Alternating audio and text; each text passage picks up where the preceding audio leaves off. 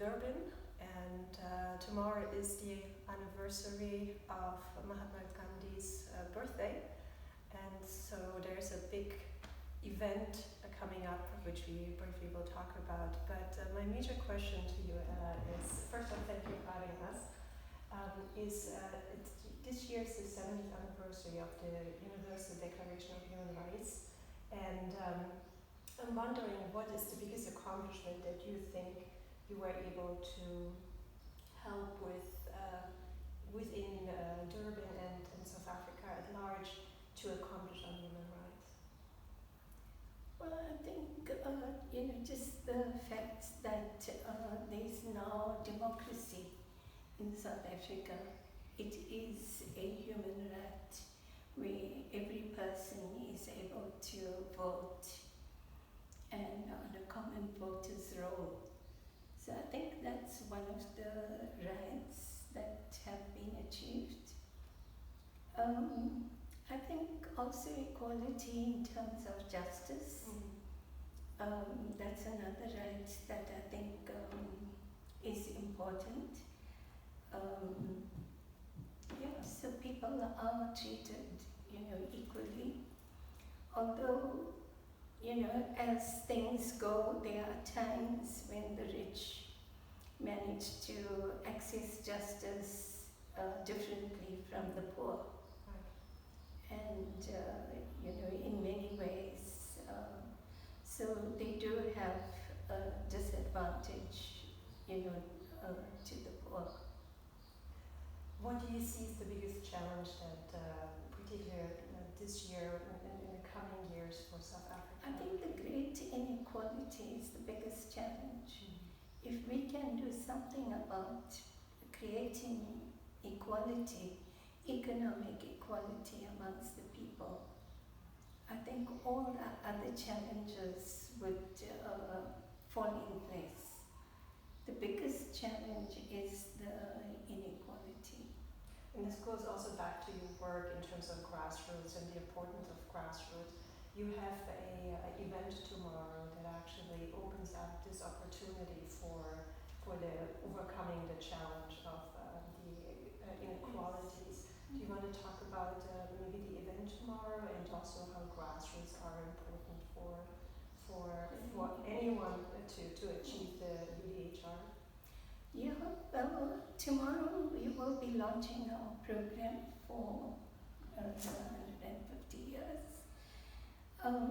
Some of the challenges that we face here are the racism and discrimination and prejudices that exist, from a long time because people were brought up to think in terms of race and those kinds of prejudices, and gender as well, and many other kinds of prejudices that are emerging today in terms of sexual orientation, in terms of disabilities, in terms of,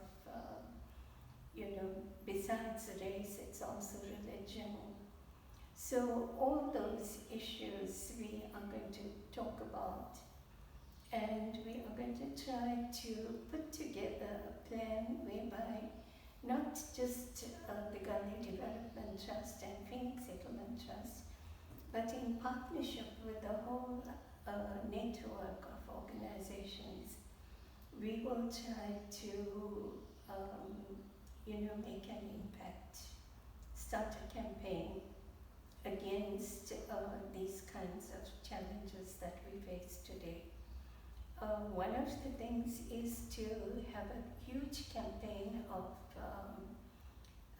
learning Zulu, because even though 80% of the people in KZN speak Zulu, very few people really know Zulu. And that is because the status of the language was downgraded through apartheid. And so people feel that English gives you a higher status, and they want to learn English rather than learn Zulu. And what we are saying is that you go to any other country, the language that is spoken by the majority is the language you have to learn if you go to that country. And here, the majority of the people speak Zulu, so why shouldn't we learn? And so on that basis, we want to learn Zulu. The second point we make is that Ubuntu is a word that came from Zulu language. And Ubuntu is a philosophy that everybody around the world is now talking about, because it's such an important philosophy. And if a language has a word that depicts that kind of philosophy, how good that language must be, how great that language must be. So if we want to really, improve the status of Zulu, this is something that we have to explore. What are the philosophies that exist behind the words? So it's not just about communication, but it's about understanding the language and the concepts in the language. How we both know how important youth is in all these developments and really moving things forward.